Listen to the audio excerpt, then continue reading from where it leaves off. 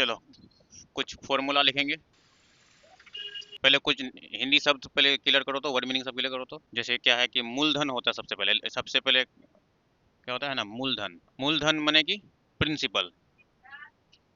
ये क्या होता है, प्रारंभ में लिया गया या दिया गया धन।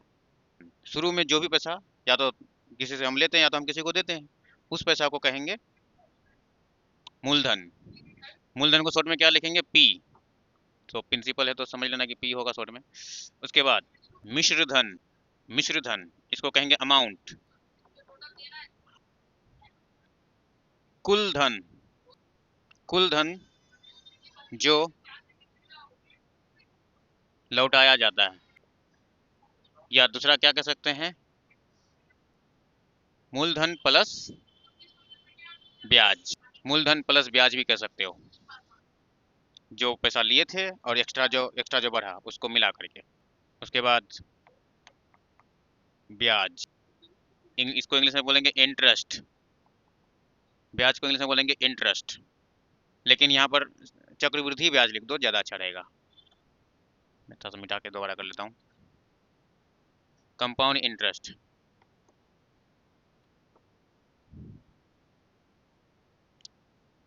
तो मूलधन के अतिरिक्त जो पैसा लौटाना होता है, मूलधन के अतिरिक्त अतिरिक्त मूलधन के अतिरिक्त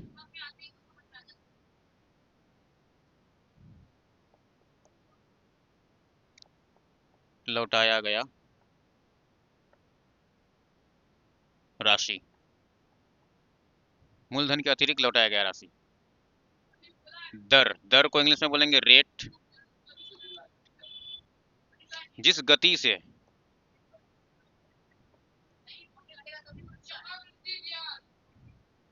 से धन में वृद्धि होती है, जिस गति से धन में वृद्धि होती है,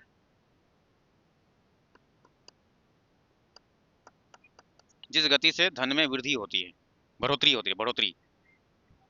उसके बाद समय। समय को क्या डायरेक्ट इंग्लिश में टाइम कह दो, इसमें समझाने का क्या बात है, टाइम। चलो ऊपर वाला में मिटा देते हैं। अब देखो यहाँ पर क्या है कि अब इतना मिश्र धन मूलधन सब मैं लिखूंगा नहीं, इंग्लिश का हेल्प लेंगे, कम चीज शॉर्ट शॉर्ट में बन जाएगा। मिश्र धन को अमाउंट कहते हैं तो डायरेक्ट ए लिखेंगे, तो अमाउंट का फॉर्मूला लिख लो, P into 1+r/100। P into 1+r/100 पर पावर n, ये हमारा। तो n यहाँ पर टाइम है, ठीक है, यहाँ पर n को टाइम समझ के चलना। उसके बाद प्रिंसिपल का फॉर्मूला याद रख लो, अमाउंट में से CI घटा देंगे, और CI निकालना है तो अमाउंट में से प्रिंसिपल घटा देना है। लेकिन और भी अलग अलग कंडीशन का सवाल होता है तो कुछ फॉर्मूला और होता है इसमें, वो भी हम लोग ध्यान रखेंगे। यहाँ पर लिखेंगे जब वैल्यू घटने जैसी परिस्थिति हो तो अमाउंट का फॉर्मूला ये हो जाएगा, P इंटू 1 - r/100 माइनस। हाँ, अब घटने जैसी परिस्थिति माने कि जैसे एक सिचुएशन सोचो, जैसे किसी किसी देश में, ठीक है, बात को समझो पहले, बताएं ये वाला फॉर्मूला कब लगाओगे, ध्यान दो पहले। जब वैल्यू घटने जैसा महसूस होने लगे, हमको लगेगा वैल्यू घटने वाली बात है। जैसे किसी देश में हर बार क्या होता है कि हर साल 10% आबादी घटता चला आ रहा है, मतलब कोई महामारी का वजन, किसी महामारी की वजह से, है ना, आपको आता है ना, कोरोना वायरस आ गया या और कोई पेंडेमिक आ गया, तो उसकी वजह क्या हर साल उस देश में 10% लोग कम होता चला आ रहा है। तो हर साल 10% कम होगा तो क्या एक ही नंबर का 10% तो नहीं होगा, शुरू में जितना आबादी होगा उसका 10%, फिर अगले बार जो 90 अगर आबादी है तो उस नंबर का 10% घटेगा। हर बार जितना आबादी है उस नंबर का 10%। तो इसी को तो कंपाउंड बोलते हैं, नए नए नंबर का उस परसेंटेज को लागू होता है। तो यहाँ घटने जैसा सिचुएशन है तो हम माइनस का यूज करेंगे फॉर्मूला, ठीक है, ऐसे करके। और क्या,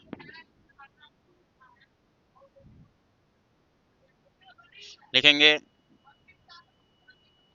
कभी कभी, कभी कभी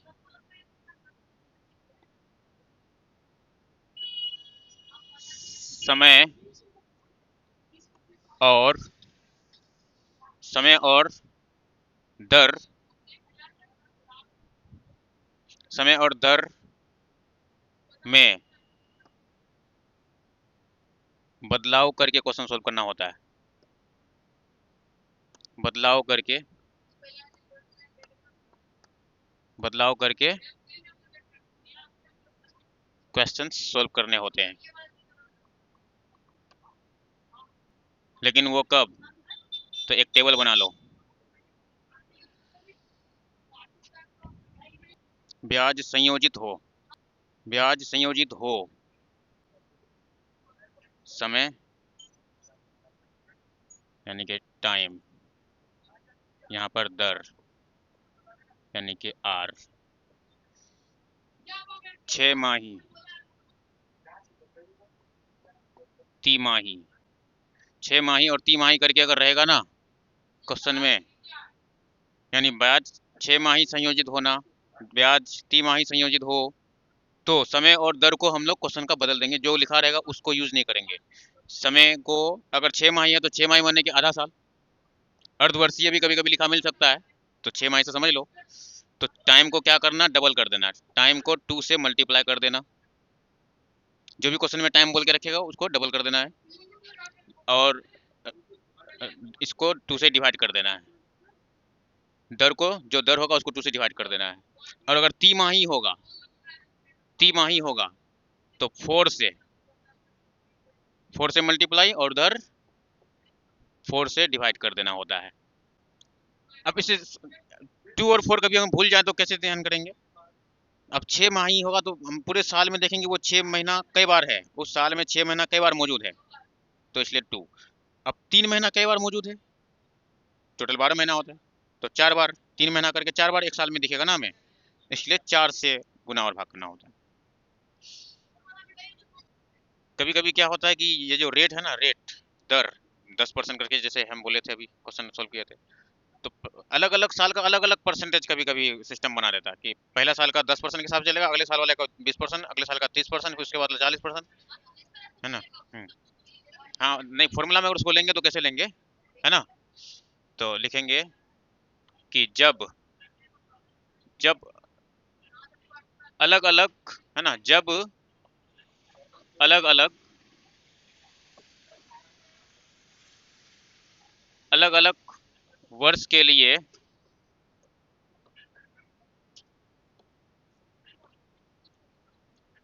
अलग अलग दर हो, यानी कि रेट हो, अलग अलग रेट हो, अलग अलग रेट हो, तो अमाउंट का जो फॉर्मूला होगा वो ये होगा, P × 1 + R 1/100, यानी कि पहला दर का पहला साल, और यहाँ एन करने का कोई नहीं क्योंकि एक साल है तो एक पावर में देके कोई फायदा नहीं है। 1 + R 2/100, यानी कि रेट खाली बदलते रहेगा, बस ये ब्रैकेट भी चलते रहेगा। 1 + R 3/100,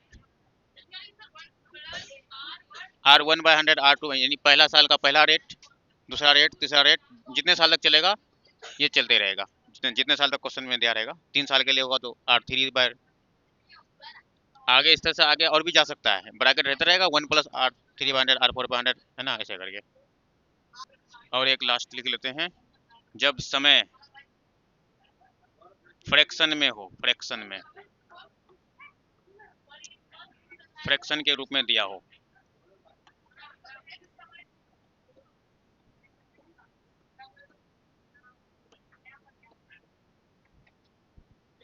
जैसे एक मिसाल ले लेते हैं, दिया हो, जैसे यहाँ पर, जैसे कोई टाइम दे दिया, 2 1/4 वर्ष, ऐसे करके कोई टाइम बता दिया, जैसे कि, ठीक है ना। जैसे ये टाइम लेके हम मिसाल दे रहे हैं, तो हम्म वैसे वो होता है स्पेलिंग। तो जैसे यहाँ पर हमने टाइम को समझाने के लिए एक मिसाल ले ली हम, तो अमाउंट का फॉर्मूला ऐसे होगा, P × 1 + R/100।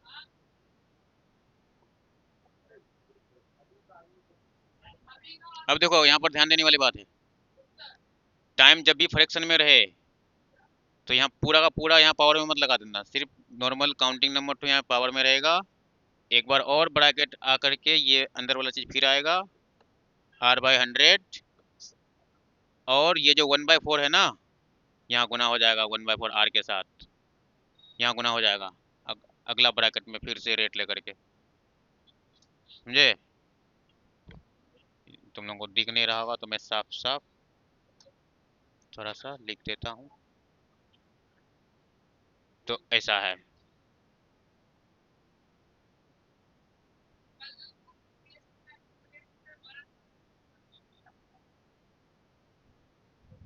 तो जब समय फ्रैक्शन के रूप में दिया रहे तो उसका पूर्णांक वाला नंबर पावर में लेना है, उसका भिन्न वाला नंबर अगली बार फिर से ब्रैकेट में ये सारी पॉइंट लिख करके रेट के साथ गुना कर देना है।